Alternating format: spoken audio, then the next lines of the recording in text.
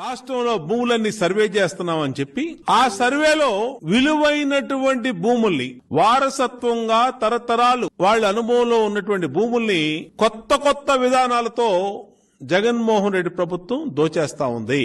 ఈ సమగ్ర భూ సర్వే అని చేస్తా ఉన్నారో దీని ద్వారా 1,00,000 కోట్ల అవినీతి జరిగింది ఆంధ్రప్రదేశ్ లో. ఇప్పుడు ఈ రీసర్వే పేరుతో ఎన్ని లక్షల ఎకరాలు మీరు కొట్టేయడానికి చూస్తున్నారో ఖచ్చితంగా చెప్పాల్సిన అవసరం ఉంది. సిబిఐ, ఈడీ కూడా దీని మీద దృష్టి పెట్టి ముందస్తు చర్యలు తీసుకోవాలి. బాబు తిమింగళం లాగా మింగేస్తా ఉన్నాడు ప్రతిదాన్ని అని చెప్పి, సో భవిష్యత్తులో వీడేంట్ర బాబు జగనన్న లాగా మింగుతున్నాడు అనాలి.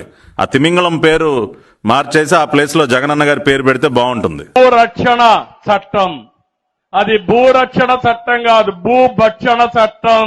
రేపు రాబోయే రోజుల్లో ఈ చట్టం వస్తే తమ్ముళ్ళు ఇప్పుడే చూస్తున్న విషయాలు కూడా చెప్తాను.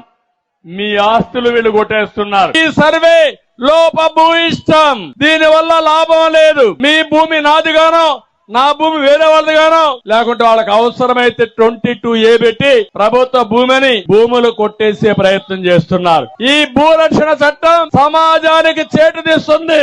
నేను అందుకే హామీ ఇస్తున్నా, ప్రభుత్వం వస్తానే భూరక్షణ చట్టాన్ని ఆపి మీ ఆస్తులు కాపాడే బాధ్యత తెలుగుదేశం పార్టీదని చెప్పి నేను మీకు తెలియజేస్తాను. జాయింట్ ఎల్పిఎంస్ ఇష్యూస్ ఉన్నాయో, ఫిష్ పాండ్స్ ముఖ్యంగా, వాటికి కూడా ఫిష్ పాండ్స్లో మనకి చాలా సర్వే ప్రాబ్లమ్స్ వస్తూ ఉన్నాయి కాబట్టి, ఎందుకంటే జాయింట్ ఎల్పిఎం నెంబర్స్ వస్తూ ఉన్నాయి కాబట్టి ఆ ప్రాబ్లం కూడా రిజాల్వ్ చేసే విధంగా ఏది పాత డాక్యుమెంట్ ఉందో ఆ డాక్యుమెంట్ ఆధారంగా వాళ్ళకి సపరేట్ ఎల్పిఎంస్ ఇచ్చే విధంగా ఒక కార్యాచరణ రూపకల్పన చేసి టైం లైన్ పెట్టుకుని అది కూడా పూర్తి చేసిన తర్వాత డెఫినెట్గా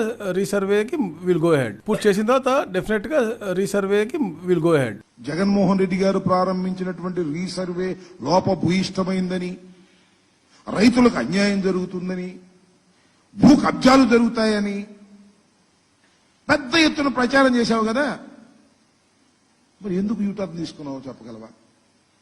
ఎందుకు మళ్ళా మాట మార్చావు?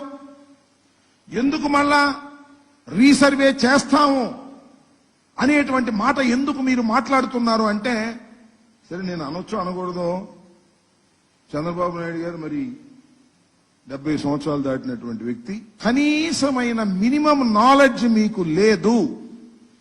ఈ భూముల పట్ల మీకు మినిమం నాలెడ్జ్ లేదు.